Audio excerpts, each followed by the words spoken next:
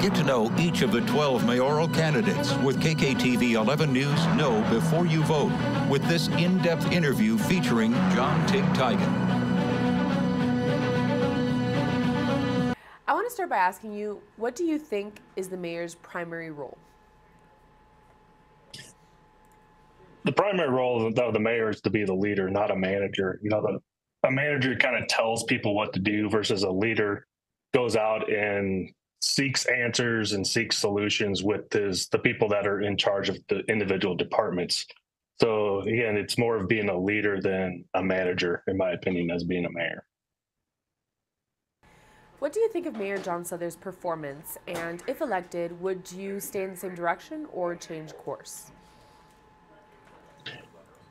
As a mayor, you just kind of you get to see what's truly going on behind the scenes. There's some things that he did good, some things he did bad, mainly during the COVID, using the health department as pretty much as a police force, using liquor license as blackmail for local businesses. Stuff like that has got to end. I think even our government as a whole has too much control over us instead of us having control over them. And just being able to fix those gaps to where the people actually tell the government what to do and not the government telling the people what to do. That's the biggest thing that we have to fix, in my opinion, everywhere across the nation, not just here in Colorado Springs. How would you propose to stretch taxpayer dollars and still achieve your goals as mayor? Well, I think the biggest thing we have to do is audit. I think we can do pretty much a forensic audit on everything that's out there, every department head, even every elected official, to see where the money's going and allocate the money to where it's truly supposed to go, find the fraud, waste, and abuse that's been going on. And I don't think we need to have more taxes. I think we got plenty of income to pay for things. It's just a matter of allocating the money correctly and where it's supposed to go. Build the roads instead of building stadiums, and fixing our infrastructure and not just worry about sidewalks. And, I'll say what the big builders want to do. We're outgrowing our own infrastructure and you can't do that because you're going to go down a very bad path if you just keep on growing and don't let your infrastructure get caught up. And again, I don't think we have an income problem. I think we have a spending problem. How can the mayor have an impact on homelessness in the region?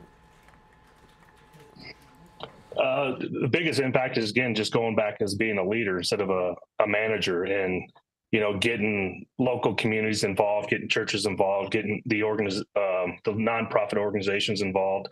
Having my own nonprofit that's helped veterans and first responders actually get off the street and working with other first responders. You have to have that path to success.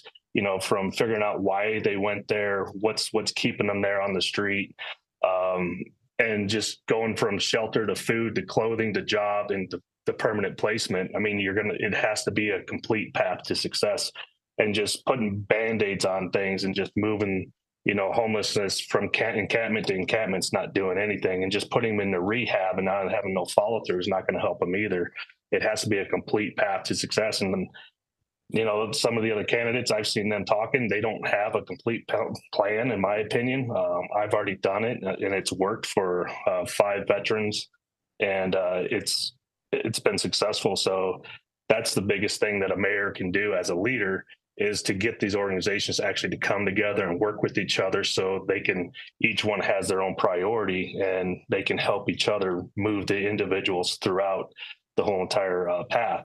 And you're never going to end homelessness. You can only reduce it, because there's people out there, they just don't want no responsibility. They don't want to have to pay bills. So you can just, do what we can to reduce it and just help those who truly want help. What can the next elected mayor do to help with the affordable housing crisis? That's a tough question, because, it shouldn't be relied on the taxpayers.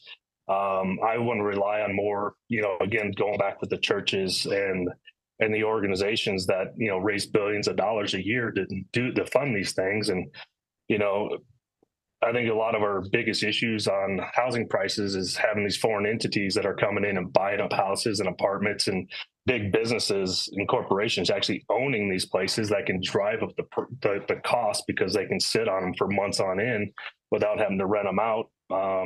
You got these, the small time landlords. They're just trying to keep up pace and do what they can, versus again these big corporations. They're just, in my opinion, are jacking the prices up, and maybe setting up a voucher system, getting a trust going so we can have funds continuously growing, because you're always going to have low income families. I mean, you're going to have to always have low income housing, and just allowing these developers just to kind of do what they want and just ransack it across our city is a lot of what's causing the increase, I think, in the value of a lot of the homes. And a lot of people, again, can't afford it because income's not going up.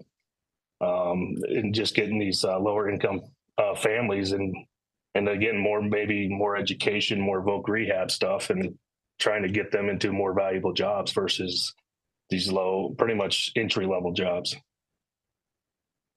How should Colorado Springs handle city growth given the water constraints in the West? Again, that goes back to just keeping up, slowing. You have to slow down the building and let your infrastructure catch up. We were supposed to have 3 years worth of water backup, and again, I haven't been able to figure out what the 3 years was. Is it from 20 years ago, 30 years ago, or is it 3 years from now? You can't, just like I was saying earlier, you can't outgrow your infrastructure, because you'll die as a city. You won't be able to sustain anything, no matter how much money, how much you raise your taxes. Right now, just the fire department alone, they're taxed out. The police, they're taxed out. You got fire departments that are sit on an accident for over an hour because there's not enough law enforcement. Just to keep on growing and growing, it's not going to fix anything. It's going to make things worse. You got to be able to figure out how to slow down the actual growth and expansion, and to conserve our water, for one. Make these golf courses and these bigger corporations that have a lot of, I'll say, gardening, put in turf instead of actual grass that you have to water and maintain constantly.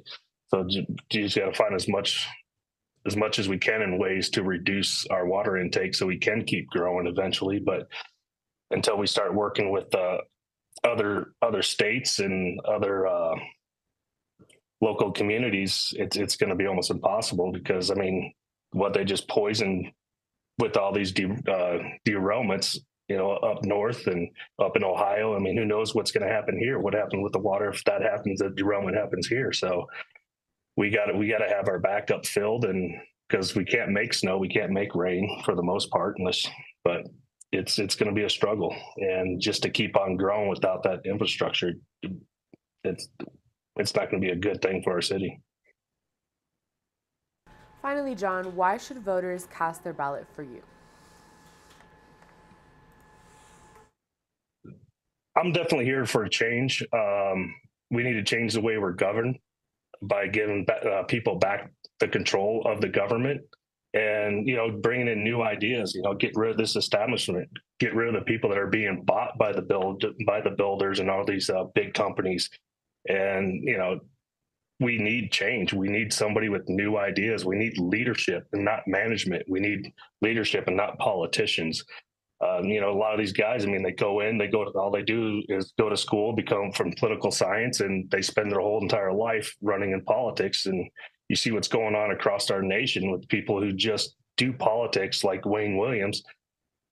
And, they just gain their riches off the taxpayers and, taking whatever they can from the builders, the realtors, whoever. And it's not good. We need new people in there. We need new ideas. And it's the only way we're going to keep going. Otherwise, we're going down a path like up in Denver. I mean, they're allowing all kinds of crazy stuff going on with the homelessness, with the crime. We got a revolving door in our justice system because nobody's truly stepping up and being a leader. They're just being politicians and managers, trying to dictate how every department should run, versus the guys that are hired to truly do that job, listening to them and figuring out the best path to success for our city. And so that's what I'm here to do, is to work with local leaders, not just the management, but even community leaders, to see what our community truly wants and needs. That's just the type of person I am, and I always have. I've been in leadership positions since I was pretty much in high school, when I started off at Bambino's as a head cook. So, moving all the way through my career, again, first time in politics, yes, but I've been involved. I've been slandered by politicians all the way from the Capitol Hill down to even to Polis up in Denver. So I know how these guys work. I know the corruption that's on the inside and how the corruption works. I'm going to figure that out. And I think doing an audit on every department head, every elected official that's in Colorado Springs, it's going to bring a lot of that out. John Tiegen, candidate for mayor of Colorado Springs, we want to thank you again for joining us in our Live and Breaking News Center, and we wish you all the best this upcoming election season. Thank you, ma'am.